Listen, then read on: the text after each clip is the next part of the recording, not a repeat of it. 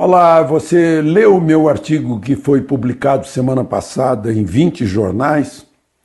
Se não tiver lido, eu vou ler para você agora com um acréscimo.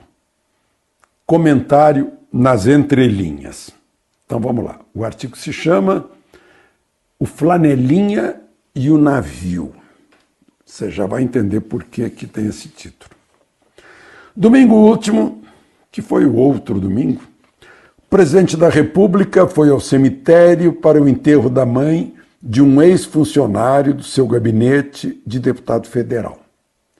Caminhou até a sepultura com o braço sobre os ombros do filho órfão, que havia perdido a mãe, e andou entre as pessoas do cortejo.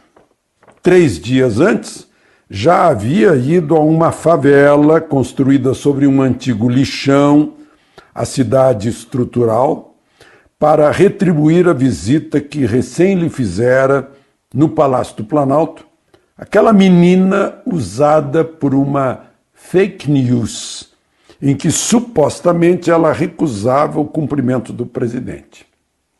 E aí o presidente no cemitério, como lá na favela, novamente se expôs.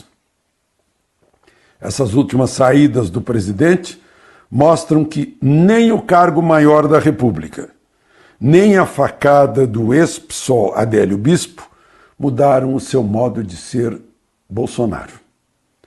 Um risco para a segurança dele, tal como acontecia durante a campanha e teve resultado dramático lá em Juiz de Fora. O sonho da oposição é que esse Bolsonaro mude, pois foi esse Bolsonaro que derrotou todos os outros candidatos, ao contrário do que afirmavam as pesquisas, lembram?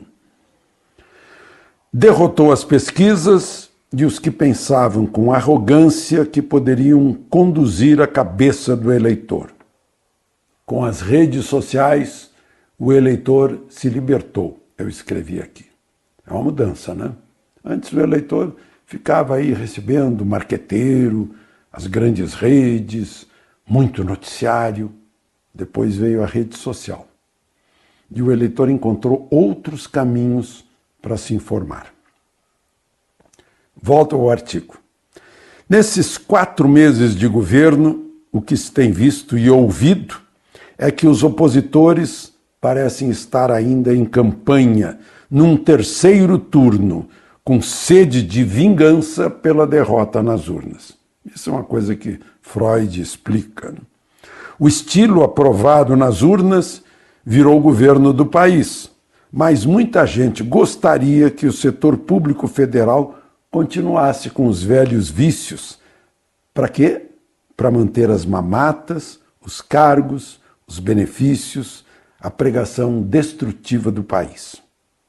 Não aceitam a mudança e criam ficções, ainda na tentativa de convencer a opinião pública e enfraquecer o governo. Uma parte mais ingênua do governo é usada ao dar respostas a provocações. Há uma parte ingênua do governo que fica respondendo. Tem coisa tão absurda que não merece resposta. Ao responder, a gente se iguala a certas críticas chulas, vulgares e de baixo calão. Isso não se deve responder. O vice-presidente, por exemplo, já entendeu isso. Há alguns dias ele começou dizendo para um repórter que queria fazer fofoca: é página virada, vire a página. E até agora ele tem virado a página. Faz muito bem, aliás. Volto ao artigo. Um flanelinha, num centro comercial de Brasília, foi lá no Gilberto Salomão, me abordou outro dia dizendo que não havia votado em Bolsonaro, que não gosta dele, mas, abre aspas, agora que ele é presidente não adianta mais chorar, porque estamos todos no mesmo barco. Não dá para deixar o navio afundar só porque eu não gosto do capitão. Fecha aspas. Vejam só o pragmatismo desse cidadão flanelinha, né? Ele sabe muito bem que a reforma da Previdência, por exemplo, né? A reforma das leis penais, né? Essa história aí de desarmamento que nos deixou à mercê dos assassinos, dos homicidas, dos assaltantes em geral, né? Só beneficiou o bandido. Bom, voltemos ao artigo, né? A reforma das leis penais, a liberdade econômica, o corte das mordomias, benefícios, favores, populismos, respeito à independência de poderes, aposta na responsabilidade do legislativo, enxugamento do Estado é o mínimo necessário para o país se recuperar de anos de corrupção, desperdício e negação da ordem e de progresso. Aí termina o meu artigo. Eu gostaria de comentar um pouquinho mais, né? A gente passou anos, décadas de corrupção, aumentando cada vez mais, numa progressão geométrica, porque as pessoas, quanto mais roubam, mais querem roubar na medida em que sentem a impunidade. A impunidade é estimulante.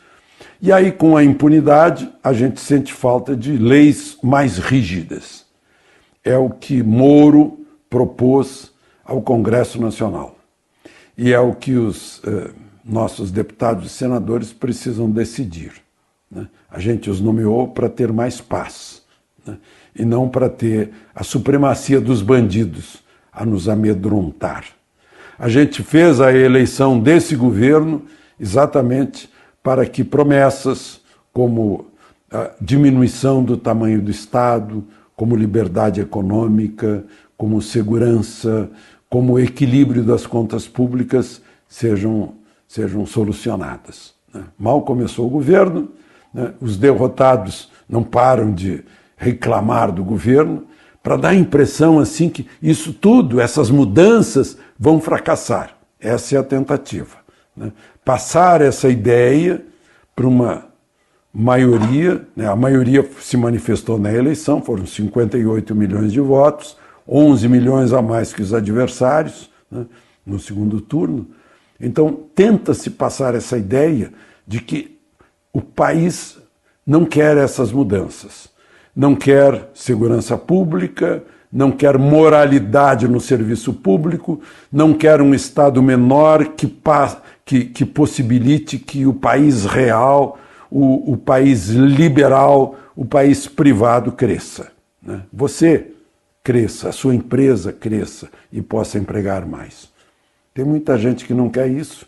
Eu diria que são não apenas sádicos, mas são masoquistas também, que vão sofrer juntos se o navio afundar. De Brasília, Alexandre Garcia.